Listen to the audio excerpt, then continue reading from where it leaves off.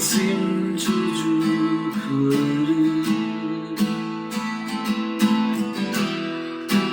cennetten düşen umutsuz günleri, her şey ademi ilk olduğundan beri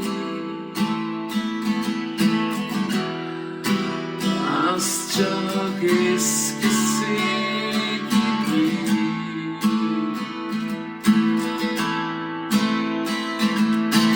Gölgeler seyreder uzaktan bizi, ağlatırken güldüren masallar bizi. Yarı mühürleden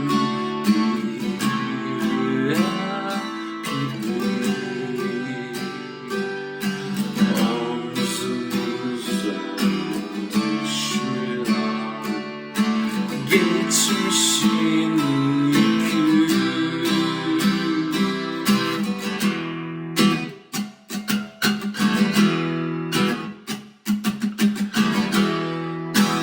Bizler Tanrı'nın kırık hayalleri,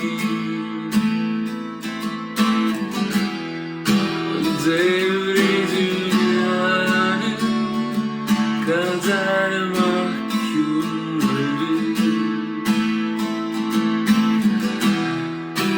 bağlı gözleri çözülmüyor dünleri, tükenmeden nefesleri.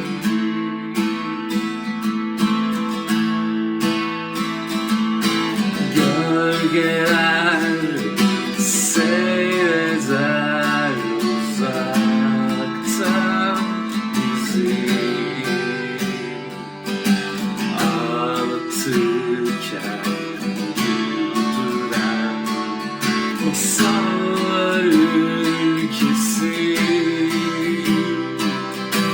Yarını mühürleyen rüya.